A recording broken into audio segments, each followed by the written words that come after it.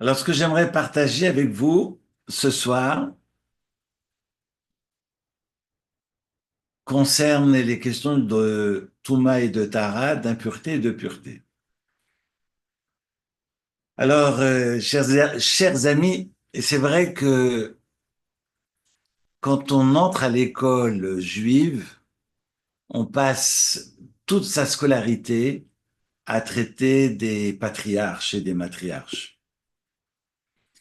Et c'est vrai qu'il y a des textes qui avancent l'idée que c'est un devoir de travailler d'abord et de commencer par le Lévitique avant d'entreprendre la Genèse.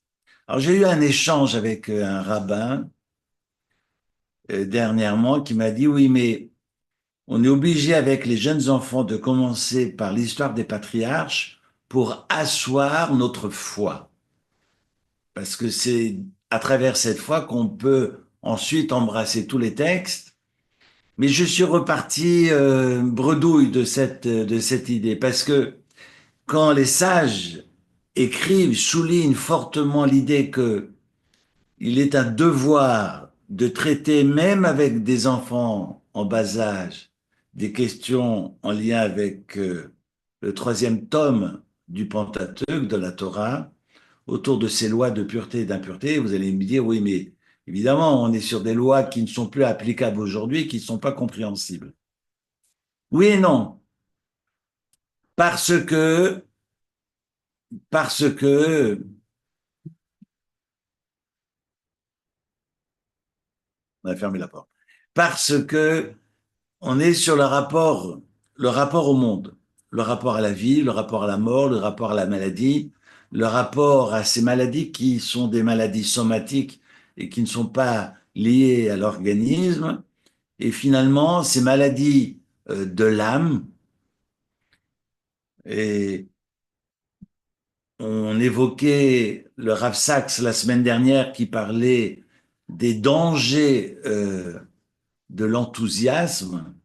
Vous voyez que on est sur des questions plus en lien avec la psychologie que l'organisme et ses symptômes.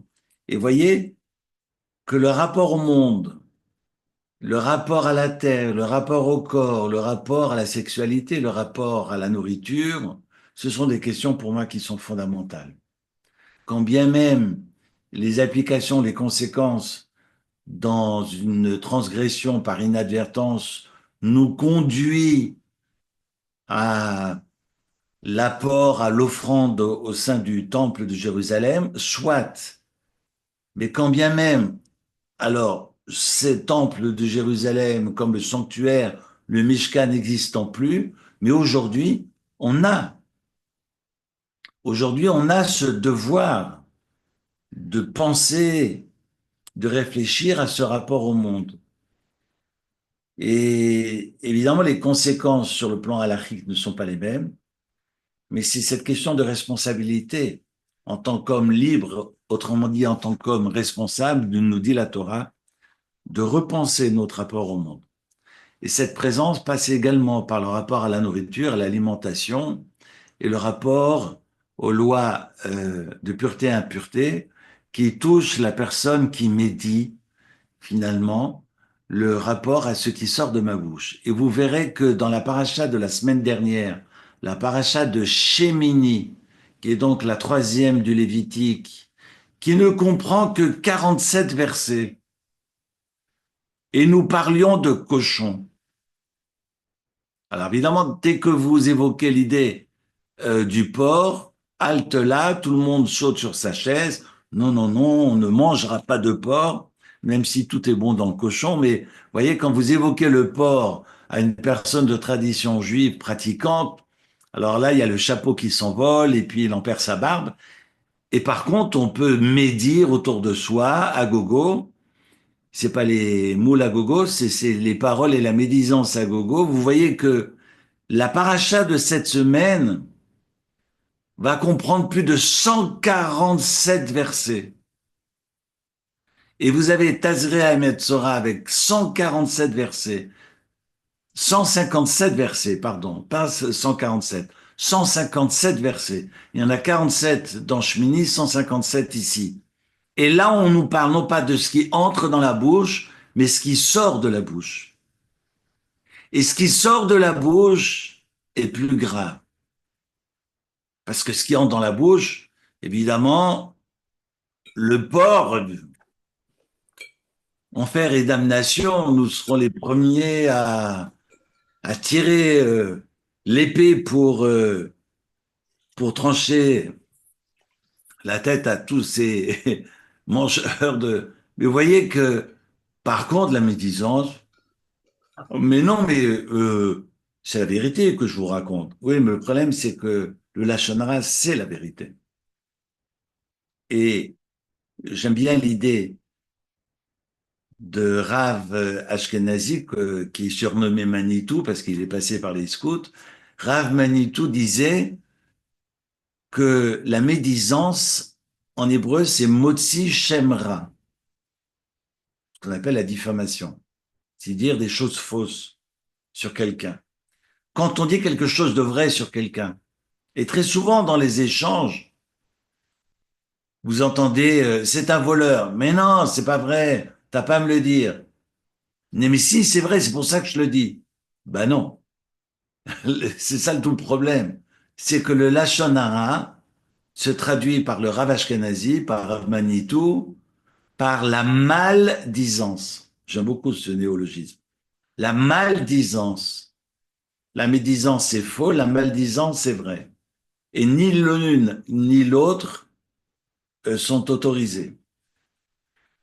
Au point que le Chafetz Chaim, décédé en 1933, en a fait son cheval de bataille, Netzor le Chantra, et le Chafetz Chaim était vraiment un des sages qui a travaillé toute sa vie sur cette question de la parole. Imaginez que finalement, si on s'arrêtait un tout petit peu sur les fautes capitales de la Torah, dans notre rapport à Dieu ou dans notre rapport aux hommes, tout a démarré avec le Lashon Hara ou le Motzi Shemra. Voyez d'abord que le Lashon Hara, le premier de l'histoire biblique, tout le monde dira, c'est le Nachash HaKadmoni, c'est le serpent originel, qui est venu dire à la femme en essayant de l'amadouer, mais non, Dieu ne veut pas que tu manges de cet arbre, parce qu'en fait, cet arbre existait avant la création de Dieu, si j'ose dire, entre guillemets. Et donc, tu mangeras de ce fruit, tu seras comme Dieu. On est sur la diffamation, on est sur ce Motzi Shemra. Certains écriront, il y a eu un Motzi Shemra bien avant. C'est quand la lune est venue se plaindre auprès du soleil en disant, mais on peut pas être les deux de même taille. Parce qu'au début de la création, les astres, Améoroth, celle de la nuit et celle du jour avaient la même taille. Et la lune est venue se plaindre. Et le bon Dieu a dit, ah c'est vrai, direction bicéphale, ça n'existe pas. Bien sûr que ça existe. Donc toi, tu vas rapetissir. Alors, évidemment, vous connaissez l'histoire, un texte dans le traité de Megillah. La lune vient pleurer chez le bon Dieu, mais je suis venu faire la remarque et c'est moi qui suis puni. Et Dieu va rassurer la lune en disant, mais t'inquiète pas, le peuple d'Israël, eh bien, se reposera sur toi pour compter le temps et fixer le calendrier. Bref, et vous voyez que, alors, je fais abstraction de ces deux épisodes, mais dans notre rapport aux hommes, c'est la faute du Lachon Hara, c'était pas de la diffamation, c'était vrai, avec Joseph qui va répéter tout ce que ses frères font, et en fait, il se trompe par rapport à sa lecture des agissements de ses frères, mais ça démarre à travers un Motzi Shemra et Lachon Hara perçu comme un Lachon Hara, mais qui est faux. Et puis, ce Lachon Hara du peuple d'Israël qui est impatient et qui ne comprend pas que Moshe ne rentre plus. Évidemment, il y a cet échange entre l'ange de la mort et le peuple d'Israël et l'ange de la mort qui vient avancer l'idée que Moïse ne reviendra pas parce qu'il est monté au ciel. Regardez, son corps flotte à même les cieux. En fait, durant ces 40 jours et 40 nuits passés avec Dieu, il se défaisait de son enveloppe corporelle, de son écrin. Et voyez que ça démarre également avec une maldisance. Et de là, l'impatience du peuple, péché capital, selon Kafka, cette impatience du peuple d'Israël, et va entraîner le veau d'or et plus de 3000 morts. Vous voyez que il y a en amont de ces deux fautes dans notre rapport à Dieu et dans notre rapport aux hommes, dans cette question de fraternité que nous visons en permanence aujourd'hui, il y a cette question de maldisance.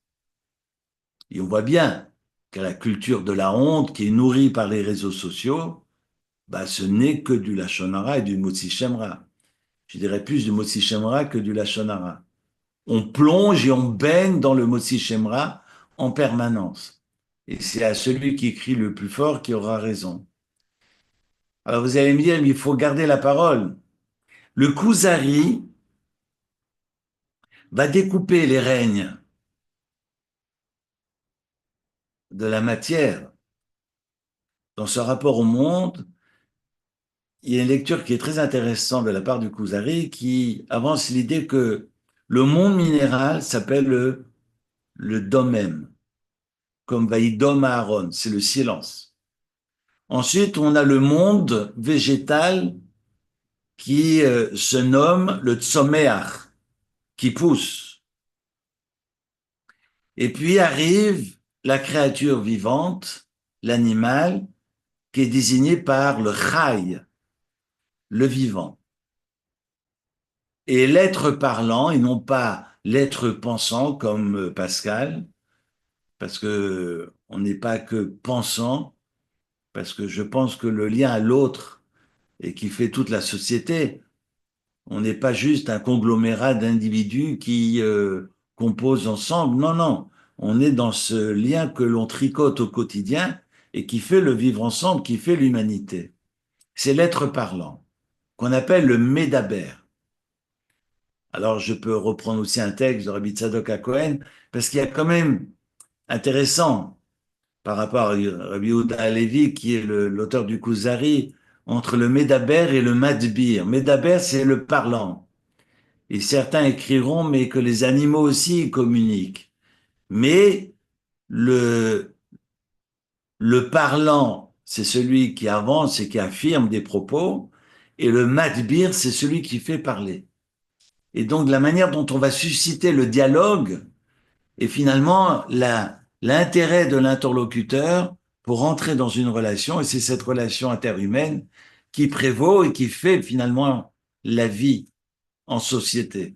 Pas seulement le médaber, qui est la traduction du onkelos sur Nefesh Chaya, et vous savez que l'âme vivante mentionnée au chapitre 2 de la Genèse, eh bien, le onkelos, le neveu de Titus, qui est un grand maître d'Israël, écrira Memalela, c'est un être qui est parlant.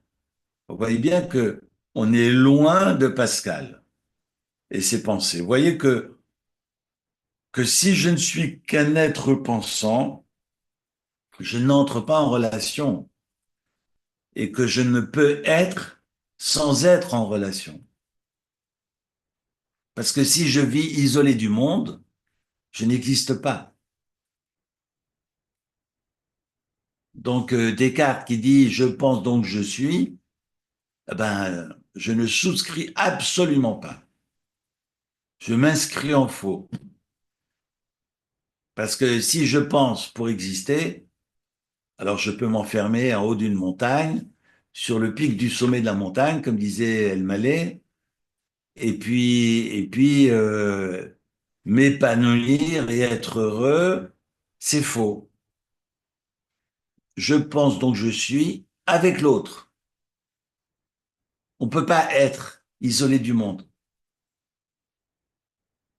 Et je distingue évidemment l'isolement de la solitude. L'être humain ne peut pas s'isoler. Et la Torah nous invite en permanence de nous frotter au monde, d'être dans le monde et apporter, saupoudrer de cette dimension qui nous dépasse, saupoudrer ce quotidien pour l'élever, pour le sublimer. Toute la différence entre ceux qui s'isolent et l'injonction de vivre avec l'autre, avec un A majuscule, que l'on retrouve dans la Torah. Alors, 157 versets, voyez? Donc c'est vrai que c'est important de ne pas manger le cochon qui est tout bon, mais si je médis, c'est pire. Parce que là, Tashlichun Aklavim, nous dit le Talmud à la fin du traité de Makot que nous avions terminé, clôturé dans cette lecture quotidienne du Talmud, dans ce Daf Yomi, on a terminé la lecture du traité de Makot qui n'a que 24 feuilles et l'avant-dernière page, on rappelle que ceux qui médisent, eh bien on les jette aux chiens. Vous voyez que d'être jeté aux chiens, c'est pire que le cochon de la paracha de Shmini qu'on ne mangera pas parce que là on est réduit à 47 versets alors que ceux qui médisent sont bons pour la fourrière.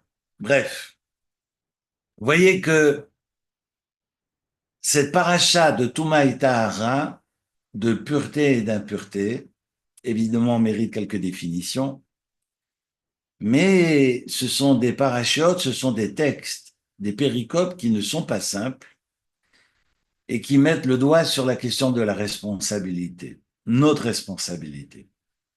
Alors je dois d'emblée, on l'a déjà fait l'année dernière, mais de rappeler la différence entre la sainteté et la pureté. La sainteté est une dynamique, c'est un processus de vie. Je chemine au quotidien. Ce cheminement, c'est la sainteté. Que ce chemin aboutisse ou n'aboutisse pas, c'est le chemin qui compte. D'ailleurs, j'en profite, je fais une petite aparté. Il y a une discussion talmudique. Est-ce que celui qui va au Beth Midrash pour étudier, celui qui va au Beth Midrash, qui va à la synagogue pour aller étudier et qui marche vers la synagogue, et puis il y a un autre bonhomme qui marche également pour aller vers la synagogue, pour aller étudier, eh bien, l'un réussit à rentrer à la synagogue, s'asseoir et ouvrir son livre, et le second, eh ben, juste avant d'ouvrir la porte, alors qu'il a fait tout le chemin, sa femme l'appelle, ou bien voilà, il y a une urgence, il n'entre pas, il retourne chez lui. Lequel des deux a le plus de mérite? Alors, le mérite s'appelle le srar. Le srar, en hébreu, ça veut dire le salaire. Lequel des deux a le plus de mérite? Et nos sages disent, ce qui est important, c'est le srar alicha. Le srar d'aller. D'ailleurs, Abraham, Dieu lui dira, lech lecha. Va pour toi. Ce qui importe, le bon Dieu, c'est pas de lui dire, tu iras à Carouge, ou tu iras à Plein Palais, ou tu iras à la place de la synagogue. Non, il lui dit, va. Lo chashuv la'an. Aïkar la lechet. Il faut avancer. Quand le peuple est devant la mer Rouge et qu'ils sont complètement paniqués, certains veulent prier, les autres veulent rebrousser chemin, une autre partie veut foncer vers le désert, l'autre qui veut livrer bataille contre les Égyptiens. Le bon Dieu se fâche et dit à Moshe, dit à Moïse, Daber el beni Israël veïsaou. Parle aux enfants d'Israël qu'ils avancent. Voilà l'essentiel. Avancer. Alors, c'est intéressant parce que je lisais ce matin le rapport au passé. Est-ce que le passé est un lieu de référence ou un lieu de résidence? Ça m'est resté dans la tête. J'ai beaucoup lu ce matin. Et puis je lisais, est-ce que le passé est un lieu de résidence ou un lieu de référence? Parce que justement, on combat le mortifère. On n'est pas là pour nous complaire dans ce passé. Je dis pas qu'il faut du revers de la main oublier. On a besoin de ce passé pour construire. Parce qu'on a ces références, d'abord pour ne pas refaire les mêmes erreurs, mais on a besoin de cette plateforme pour nourrir notre élan. Mais je ne peux pas m'enfermer, je dirais même mieux, je ne peux pas m'engluer dans ce passé, parce que sinon je ne suis plus dans la vie. Donc l'essentiel, c'est de cheminer. C'est la définition de la Kedusha. Vous allez me dire, mais alors la sainteté, elle arrive quand? Alors je vous rassure, elle n'arrive pas à 20h30, parce que c'est toujours en devenir. Soyez saint parce que je suis saint. Mais soyez signifie que ce cheminement prévaut et que cette sainteté est toujours en devenir. Donc c'est une dynamique. En revanche, la pureté n'est pas une dynamique, mais c'est un état d'être.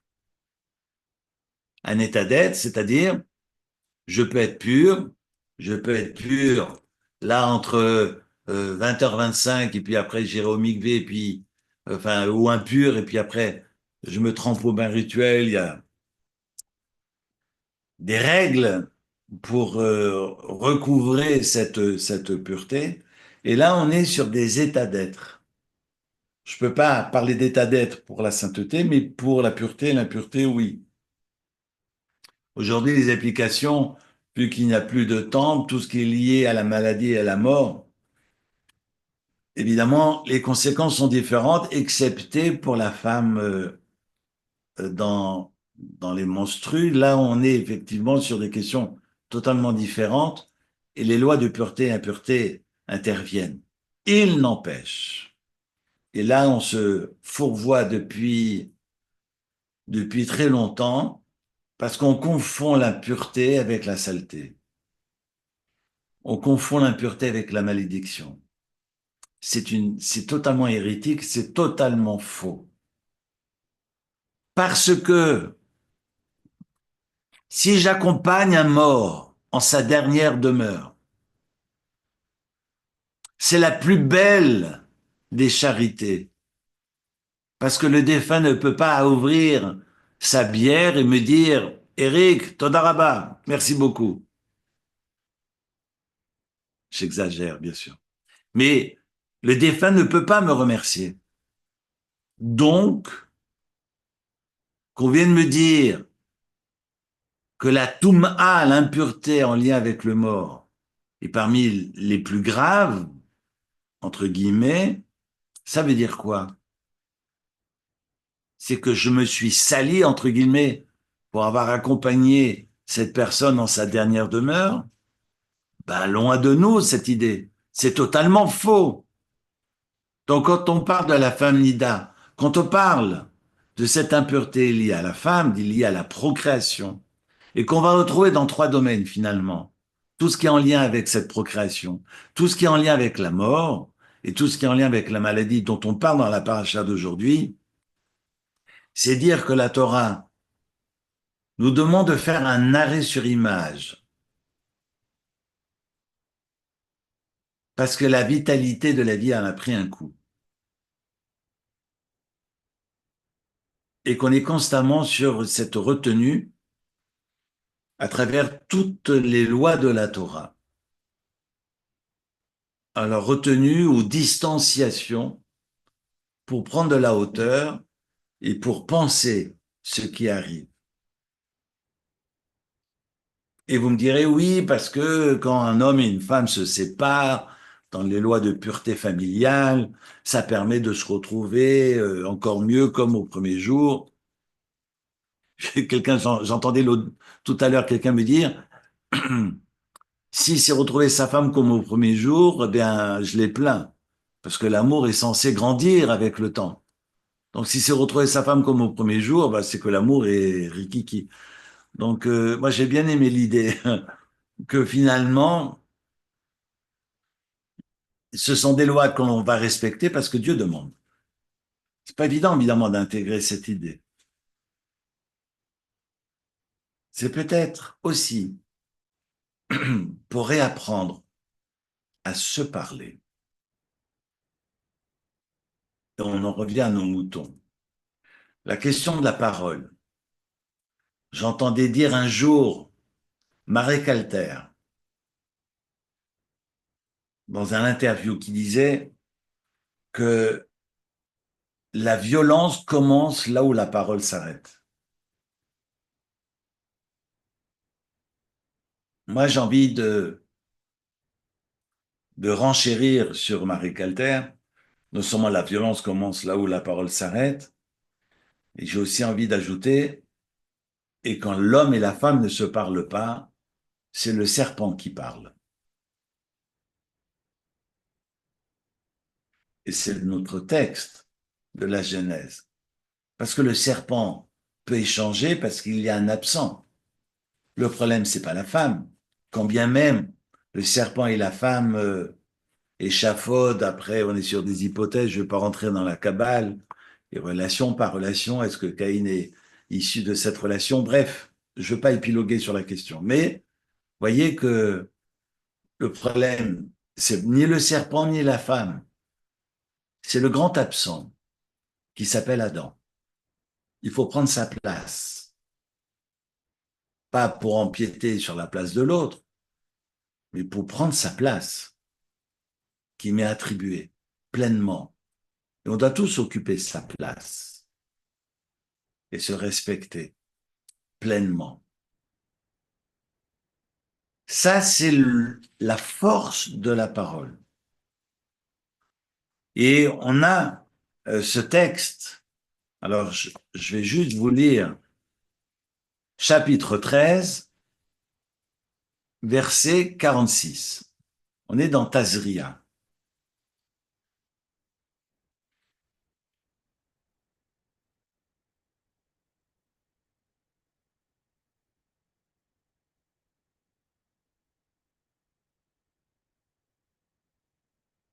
Kol yemei asher hanegabo, tous les jours où la personne aura la tâche, Yitma sera impur. Tamehu, Badad Yeshev, il est impur et restera isolé. Michutz la machane moshavo, à l'extérieur du camp, sera sa demeure. On nous enseigne dans le traité de Arachin, à la page 16, ce texte que j'ai partagé dans les groupes WhatsApp vendredi, que d'après les sages du Talmud, pour cette raison, je peux être affecté de cette lèpre qu'on associe à la lèpre. Bon, il y a 92 sortes de lèpre, donc on n'est pas sorti de l'auberge. Teigne, lèpre, vous appelez ça n'importe comme vous voulez, irruption cutanée, mais qui n'a rien à voir avec la maladie d'aujourd'hui, parce que là, on parle de maladies qui ne sont pas contagieuses et envoyées par le ciel, non pas envoyées par l'homme. C'est pas l'homme qui montre du doigt, c'est le ciel qui décide la personne qui est atteinte. Évidemment, on parle de l'époque du temple où la personne est affectée parce qu'elle médit, elle dit du mal. Et nous avons étudié dans Tazria, alors c'est intéressant parce que c'est à l'envers, parce qu'on devrait commencer par Metzora. Tazria, Metzora. Metzora, c'est celui qui a la tsaraat, qui a la lèpre. Metzora, Motsira, celui qui sort, Motsira, le mal. Je dis du mal de quelqu'un, comme tsaraat, qui est traduit par la lèpre, mais qu'on pourrait aussi traduire de cette contraction, tsar ayin. Tsar, c'est l'étroitesse, ayin de l'œil. Parce que quand je vois l'autre petit, c'est que forcément mon ego déborde. Si je vois l'autre petit, c'est que moi, j'ai un complexe de supériorité, je me sens comme la grenouille, bien gonflée. Et c'est le début des problèmes. Et le traité dans Arachin nous enseigne que, eh bien, cette lèpre dont on parle, qu'on ne peut pas associer à la lèpre, mais par simplicité, je traduis par lèpre, eh bien, surgit pour cette raison gravissime, dont la médisance, dont le crime, dont l'idolâtrie, dont la diffamation, et vous avez différentes causes dramatiques, et c'est intéressant que les sages mentionnent la médisance en première cause, pour dire qu'elle est égale au crime. Vous voyez qu'avec les mots, et c'est ce que je disais d'ailleurs à un groupe qui venait rendre visite à la synagogue hier matin, avant la marche de vie. J'avais un groupe de personnes et je leur ai dit, vous voyez, dans la deuxième table de la loi, c'est marqué ne pas assassiner, ne pas commettre d'adultère, de ne pas voler. Et ensuite, c'est marqué ne pas proférer de faux témoignages. Et je leur ai dit, mais vous voyez qu'avec la langue, avec la bouche, on peut tuer. On n'a pas besoin d'une mitraillette pour faire du mal. D'ailleurs, daber, qui veut dire parler, et déver ont les mêmes racines, la parole et la lèpre. La même racine trilitère, dalet, bet, resh, ça peut être davar, un objet, ça peut être déver, la lèpre, ça peut être dévir qu'autre chose, ça peut être un palais, midbar, silence, le silence du désert. Vous voyez que on peut le décliner de différentes façons, c'est toute la force polysémique de la Torah. Mais je veux juste retenir des vers qui est la lettre. Et je disais, vous vous rendez compte, dans les réseaux sociaux, quand vous avez un enfant qui est harcelé à l'école et qui est prêt à mettre fin à ses jours, Dieu préserve, mais on le voit, on le lit dans la presse, parce qu'il est harcelé. Mais est-ce que c'est normal que les adultes le laissent faire? Est-ce que c'est normal qu'on ne réagisse pas devant de telles folies criminelles?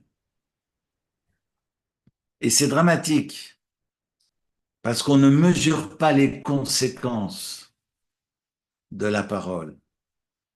C'est la raison pour laquelle le texte dans Tazria nous raconte l'idée de l'offrande de deux oiseaux, dont l'un qu'on abattait pour, euh, pour conjurer, pour réparer la faute, et que l'autre on chassait.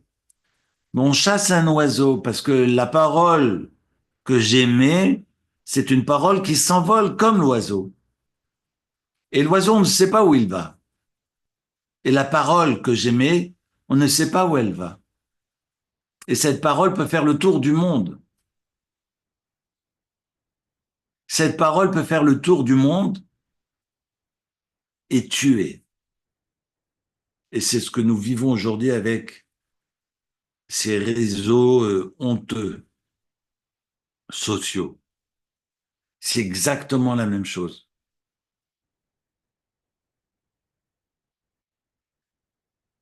La Torah nous dit qu'avant que la personne ne soit atteinte, Dieu envoie des avertissements.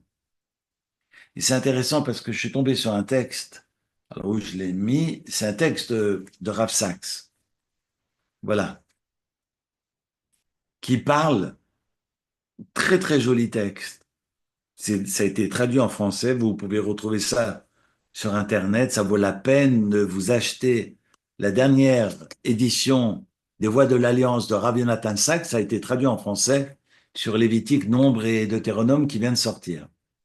Et donc il a un passage sur Metzora qui s'appelle le pouvoir de la honte et qui fait le distinguo entre la culture de la culpabilité, qui est le propre de la Torah, et la culture de la honte que l'on voit autour de nous dans les civilisations alentours, où à cause de cette honte, on va essayer d'être conforme à l'ambiance, à la culture ambiante et aux gens qui nous entourent.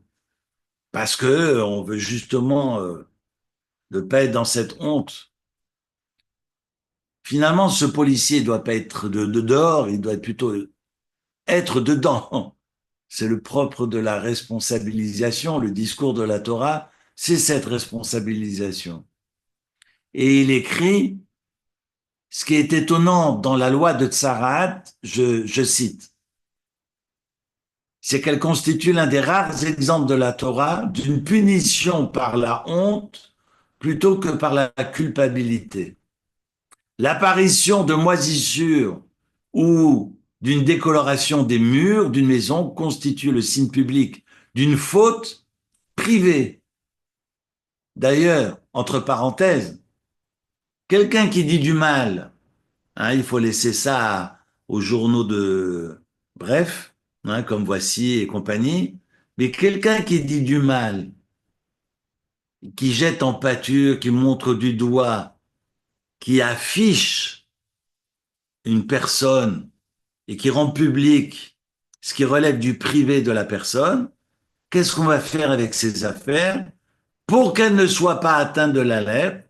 On sort ces meubles, on sort ces affaires à l'extérieur.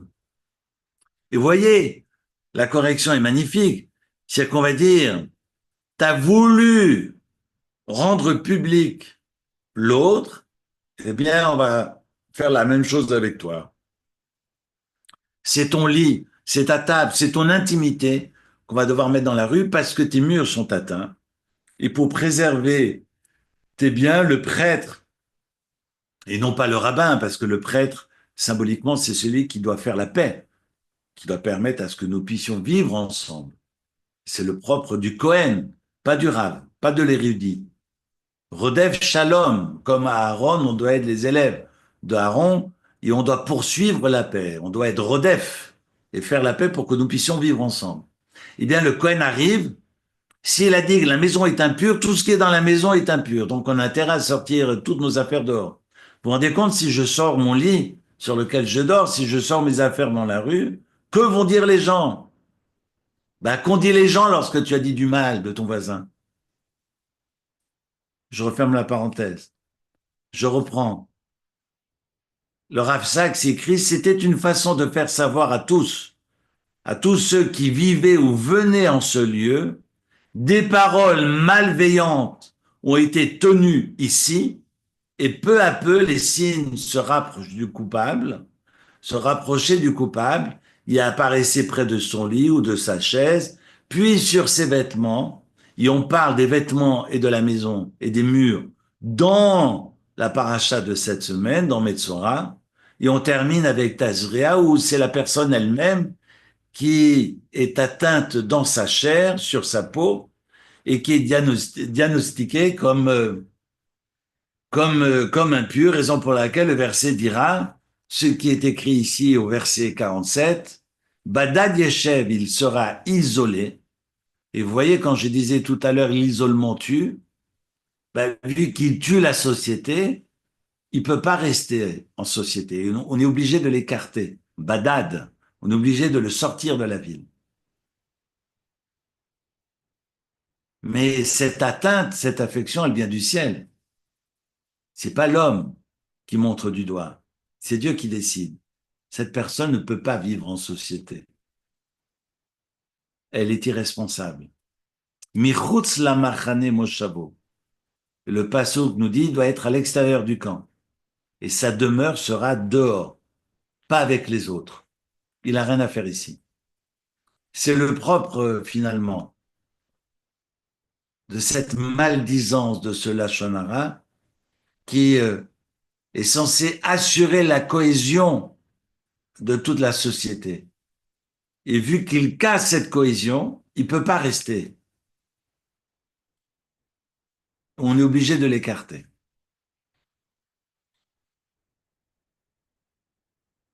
C'est extraordinaire parce qu'on se rend compte la mesure de la parole. quelqu'un me disait, Shabbat, oui, mais alors si on peut pas dire du mal de personne, alors de quoi on va parler? Ben, c'est vrai, si je peux pas dire du mal des gens, je vais parler de quoi? De Toire, de la Torah, de philosopher, de réfléchir, d'étudier ensemble. Et c'est vrai que quand c'est pas à la télé, c'est dans les journaux. Que fait les journaux si c'est pas de parler des gens? Et Bibi ceci, et Bibi cela, et Bibi de travers, bref. Donc on est obligé de parler des gens. Et si on faisait autre chose de notre vie?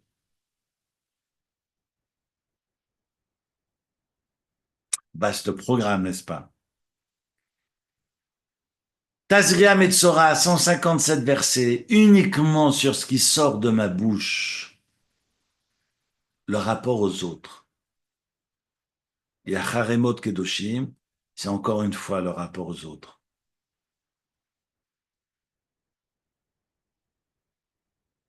Et ensuite, c'est mort, c'est le rapport au temps. Dans Behar, c'est le rapport à la terre. Et Bechokotai, on est dans les remontrances. Vous voyez que ce rapport au monde, ce qu'on appelle cette présence au monde, est capital. Et le ciel nous enjoint de réfléchir à cette présence au monde. Comment je suis au monde? Peut-être qu'après, je peux réfléchir à mon histoire, de pouvoir l'intégrer. Ce n'est pas anodin que les sages répètent que Sefer Vaïkra est obligatoire. Généralement, on passe à côté parce qu'on dit non, on parle plus de sacrifices aujourd'hui. Mais quel rapport avec les sacrifices? Il faut étudier ces textes. Alors, il n'y a pas de sacrifice. Donc, on peut faire du Lashon Hara. Il n'y a pas de sacrifice, je peux faire du Mossi Shamra. Il n'y a pas de sacrifice, je peux dire du mal de tout le monde. Il est comme ci, il est comme ça, il est noir, il est vert, il est jaune. Je peux y aller puisque j'ai plus de sacrifice. Mais la Torah n'est pas un livre d'histoire.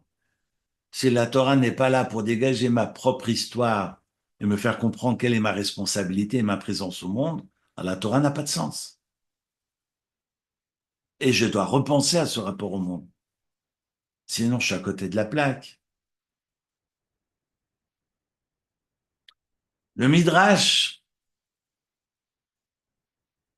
le Midrash raconte qu'un rochel, qu'un colporteur, passait de ville en ville dans le nord d'Israël, près de Tzipori, et qu'il clamait, qu'il criait dans la rue, qui veut Sam Chaim, Mirotse Sam Chaim, qui veut un élixir de vie. Et on nous raconte dans le Midrash que Rabbi Yanaï, qui voit à travers les volets de sa fenêtre, et qui voit cet homme, ce colporteur, ce marchand errant, qui veut un élixir de vie, il dit, tiens, moi, ça m'intéresse. Alors, il va vite le voir, et il lui dit, mais toi, t'as pas besoin, c'est pas fait pour les tzadikim. C'est marrant d'ailleurs comme réponse. Alors, c'est intéressant parce qu'en fait, s'il n'a pas dit que c'est pas fait pour les tzadikim, ça veut dire que c'est pas que les tzadikim, ceux qui sont désignés justes, qui doivent faire attention à leur langue, c'est tout le monde qui doit faire attention à sa langue. Et puis il ajoute, il sort un livre des psaumes, voilà, donc je fais la même chose. Il sort son livre de psaumes et puis il lit le psaume 34, la Mette Dalet, que nous récitons tous les samedis matins.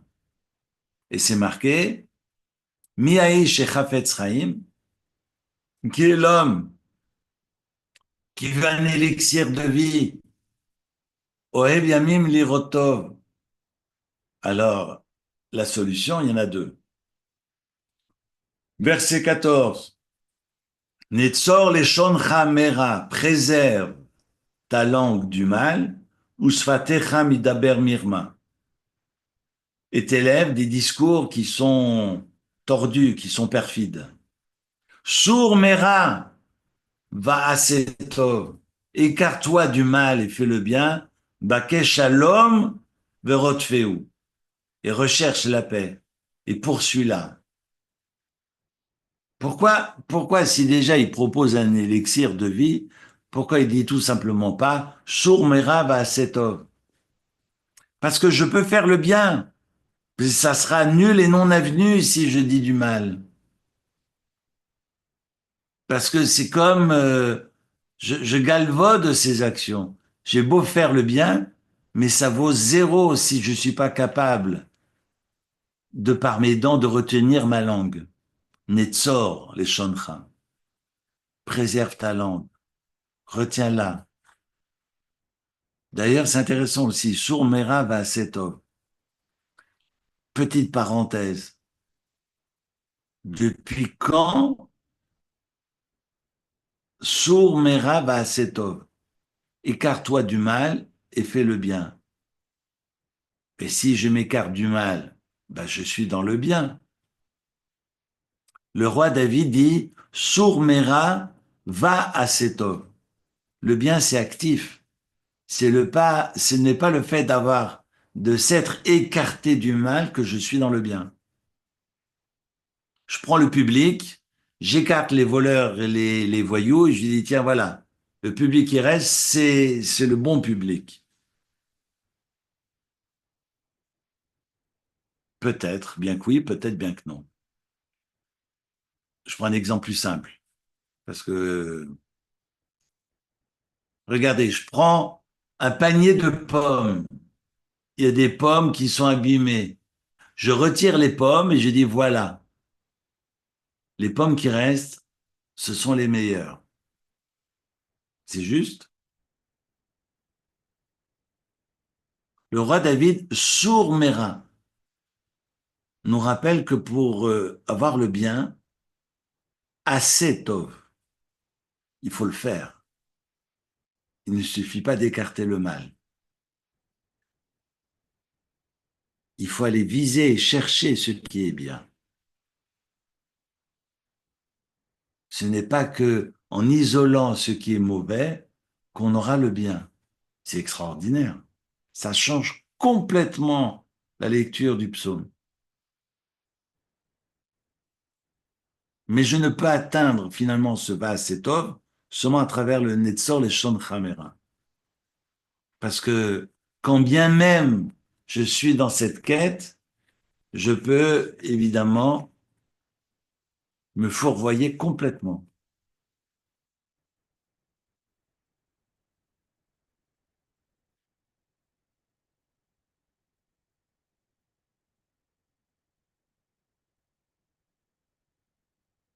Certains écrivent que ce mal, ce venin qui est en moi, comme l'écrit le Shem Ishmoel, c'est à rapprocher avec le serpent originel, avec le Nachash, qui aurait dit que l'Éternel sait que le jour où vous mangerez de ce fruit, eh ben, vous serez comme Dieu, connaissant le bien et le mal. Et donc l'homme qui blasphème, l'homme qui parle mal, est affecté par ce venin en lui, dans tout son être. Donc il l'absorbe, ce qui lui est nuisible et ce qu'il va accomplir ne sera pas du tout assimilé. Raison pour laquelle il y a deux temps, il y a cette préservation et ensuite d'être actif. Il allait chercher ce qui est tov pour que ça fasse sens. Je reprends aussi, et ce qui est intéressant, c'est que, vous voyez, Maïmonide, il y a tout un chapitre qui s'appelle Halachot Tumot Tsaraat. Donc, dans les textes de Maïmonide, on a des textes sur cette question de la lèpre. Et Maïmonide, alors c'est magnifique parce que Je l'ai étudié ce Shabbat et je découvre donc à la fin des chapitres, il y en a 16, à la fin des chapitres sur la lèpre, Maïmonide écrit chez Amesaper bil Lashon Hara, celui qui raconte de la maldisance, Mishtanot Kirot Beto, ce sont ces murs de sa maison qui sont atteints. Im Chazarbo aussi, évidemment, il se rétracte, sa maison redeviendra pure. Par contre, s'il maintient ses propos retors, eh bien, on sera obligé de détruire la maison. C'est intéressant, d'ailleurs, je fais juste une parenthèse. Quand c'est marqué au chapitre dans Metzora concernant la maison et qu'on arrive en Israël et qu'il faille détruire les maisons d'une personne qui a été médisant, c'est curieux que, regardez au chapitre 14, verset 34.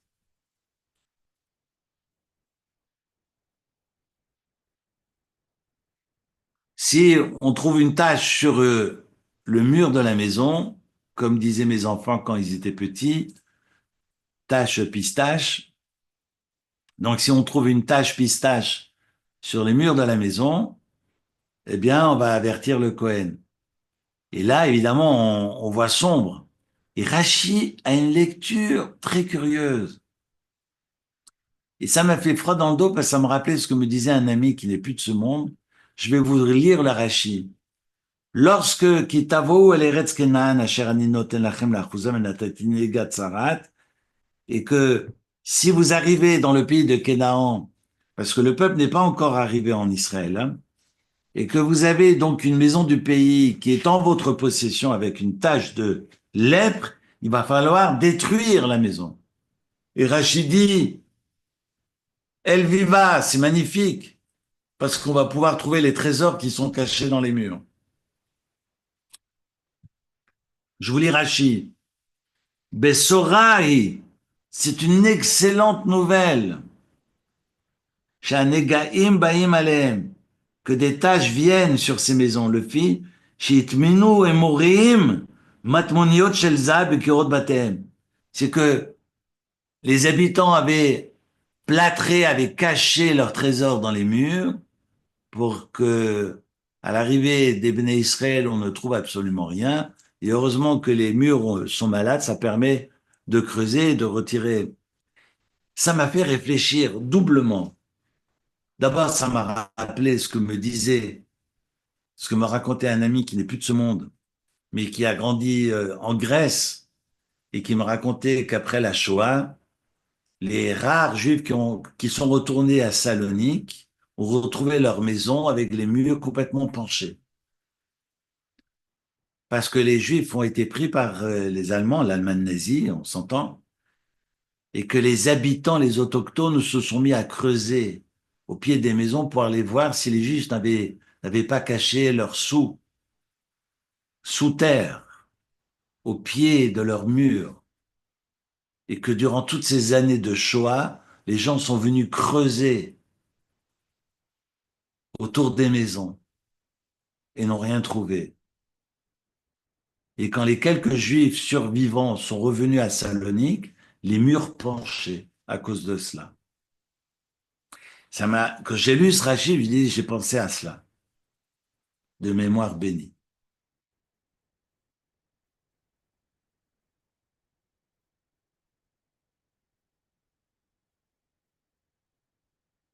Oui. Là, évidemment, il s'agit d'une malédiction. Et ça me rappelle une deuxième histoire. Parce qu'on sait que l'histoire de Rabbi Yoshua ben Levi qui va accompagner le prophète Élie. Et évidemment, tous ces rappels à l'ordre, c'est pour redonner du sens et redonner une direction. Nous ne connaissons pas l'avenir. On a étudié la semaine passée que on a nos limites. On peut s'enflammer, mais on a nos limites dans cette tension. Parce que on peut s'enflammer, mais on peut se brûler de nous enflammer et de vouloir cette proximité avec le divin. Parce que Dieu donne les règles. Et ce sont les règles de la Torah pour s'approcher de lui. C'est pas moi qui décide des règles. C'est Dieu qui me les donne. Sinon, je m'enflamme dans tous les sens du terme. C'est ce qui est arrivé avec les enfants de Aaron. On a étudié ça la semaine dernière. Et on aimerait pouvoir comprendre ce qui se cache. On aimerait pouvoir lire l'avenir. On en a un peu parlé ce Shabbat. Et le prophète Élie, qui se promène avec, je crois qu'il s'appelait Rabbi Yoshua ben Levi, qui se promène avec lui, et puis il toque aux portes, et pour chercher le logis et le couvert, juste passer la nuit, il toque à la porte d'un riche, et le riche refuse de l'accueillir. Et le prophète Élie dit, alors je ne resterai pas, mais par contre, laissez-moi juste, parce que vous avez un mur ici qui est en train de s'affaisser, laissez-moi avec un peu de plâtre, je vais vous arranger le mur. Et le rabbin qui l'accompagne, il dit, mais qu'est-ce qu'il fait? Qu'est-ce qu'il fait, Élie? Lui, il sait que c'est le prophète Élie. Il continue son chemin, puis il vient toquer à la porte de gens très très pauvres, d'Alim, des gens très pauvres, et qui évidemment vont l'accueillir, mais venez, venez, venez, je vous en prie. Et le maître de maison lui donne sa paillasse, il dort par terre sur de la paille, il lui donne sa paille. Et au matin, eh bien, le rabbi qui suivait, qui accompagnait le prophète Élie, voit que le prophète Élie a tué la vache, alors que c'était leur seul bien, qui leur permettait de pourvoir, de pouvoir avoir quelques sous, quelques pièces avec le lait.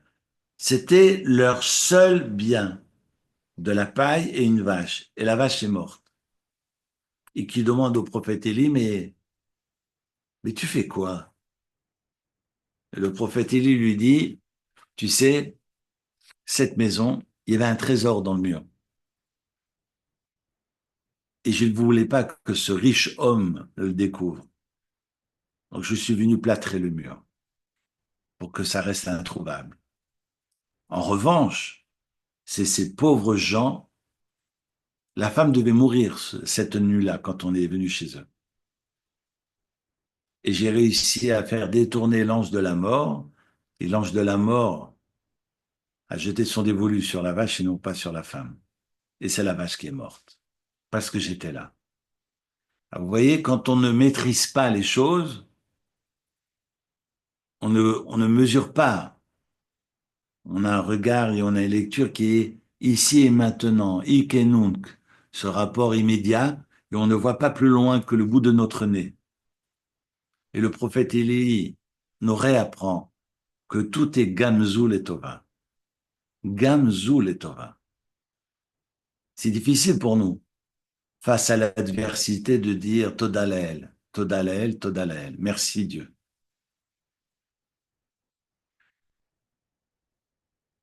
J'avais un maître qui me disait la Torah ne présente pas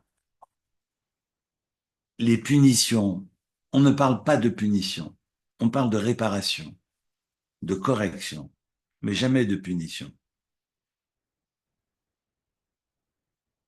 Quelqu'un qui vole et qui ne peut pas rembourser, on ne l'envoie pas en prison.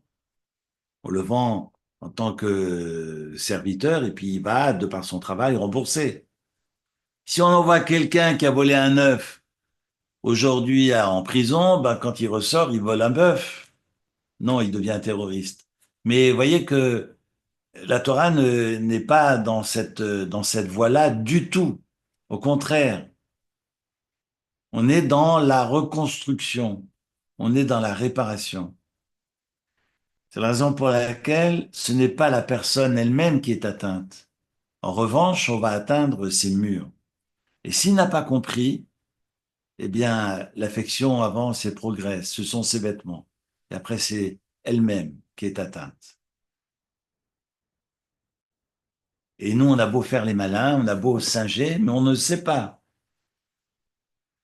parce que j'ai beau mettre une kippa sur la tête, mais personne ne sait si j'ai dit du mal de quelqu'un, à part Dieu, qui peut savoir? Et je terminerai là-dessus. Très joli verset, très très joli verset du chapitre 16 de Samuel, Samuel 1, chapitre 16. Si vous avez les Nevi'im, les prophètes chez vous, je fais lecture, et puis ce soir, j'arrête de vous embêter, mais je vous laisse juste avec ce passage-là. On a évidemment Shaoul qui a préservé Agag, le roi d'Amalek, et le prophète Samuel, Shmuel est en colère, et ne comprend pas que Shaoul est préservé, et donc Shmuel revient à la suite de Shaoul, lequel va se prosterner devant Dieu, va demander le pardon, évidemment il sera pardonné, mais Shmuel, le prophète Samuel, va tuer Agag, parce que Agag ne devait pas survivre, et on voit même Agag qui raille et qui se moque en rigolant de Samuel en disant, t'as vu, il m'a préservé, de quoi vous avez l'air. Bref, je passe les détails, ça c'est la fin du chapitre 15. Et Shmuel va partir en direction de Rama, et ne reverra plus du tout Shaoul jusqu'au jour de sa mort. Ça, c'est la fin du chapitre 15. Le Seigneur dit à Samuel, le bon Dieu va dire à Shmuel, pourquoi tu t'affliges au sujet du roi Shaoul, vu que je l'ai jugé indigne de régner sur Israël? Maintenant, tu vas prendre ton cornet d'huile, ce qu'on appelle le shemen, pour pouvoir oindre le futur roi, et tu vas aller chez Yishai, pour oindre l'un de ses fils. Et évidemment, Shmuel est embêté, il va dire, mais comment je vais pouvoir aller comme ça? On va me voir, on me connaît. Et Shaoul va pas comprendre ce que je suis en train de faire. Or, tu diras quand tu traverseras la ville que tu viens faire un sacrifice et tu invites Ishaï à se joindre à toi. Enfin bref, je reprends les versets. Emmène-toi une génisse et tu diras que tu es venu sacrifier à Dieu. Et tu inviteras Yishai au festin, et je t'apprendrai alors ce que tu dois faire, et en mon nom, tu vas sacrer roi celui que je t'indiquerai. Alors Shmuel va évidemment faire ce que Dieu lui dit, on est au verset 4, et puis il sera salué par tout le monde. Et là, c'est intéressant parce que on voit que au verset 8,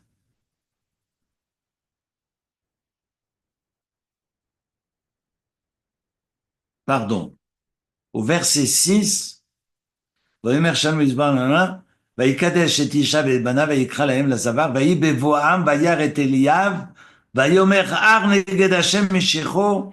On voit que Shmuel voit Eliab et se dit, ah, c'est cet homme trapu et haut et fort et costaud qui vient remplacer Shaoul. Bon sang, mais c'est bien sûr.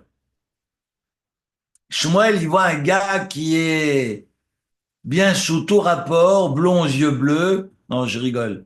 Mais il se dit, voilà, je sais maintenant qu'il sera le futur roi. Hein? Pas besoin de nous enfermer et mettre la fumée. Vous voyez, je sais maintenant qui remplacera le roi Shaoul.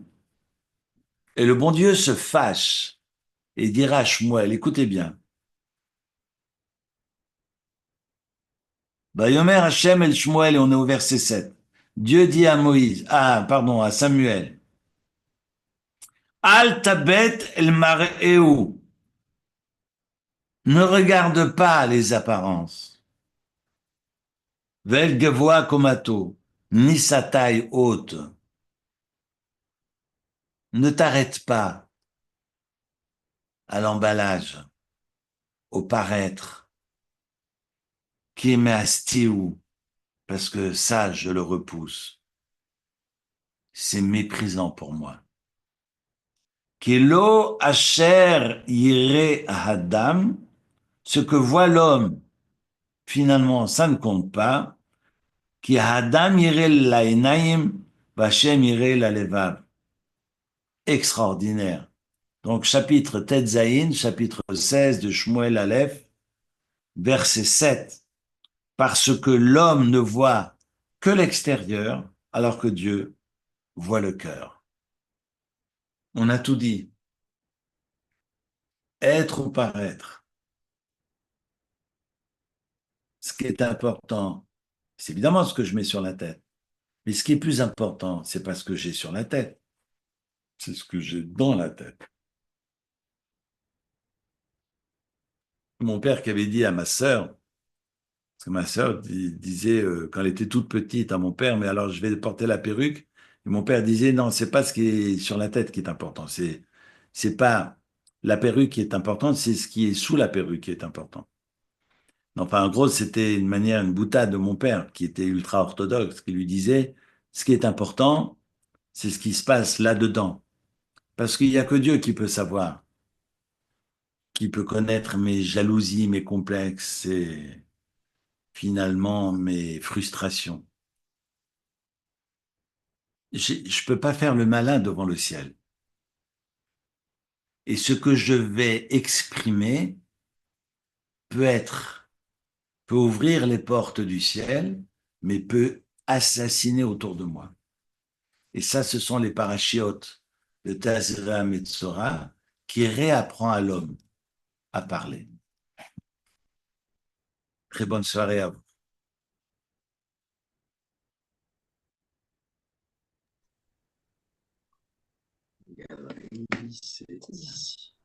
Merci. Toda. תודה רבה, תודה Frédéric. רבה. תודה, אריק. À vous. Merci. תודה. Merci beaucoup. Bonne semaine, merci. לילה טוב. Laïla Tov, les Laila Kula, Tov. לילה טוב. לילה טוב, תודה. אוי, לילה ממש. Simcha. À bientôt. À bientôt. ביי,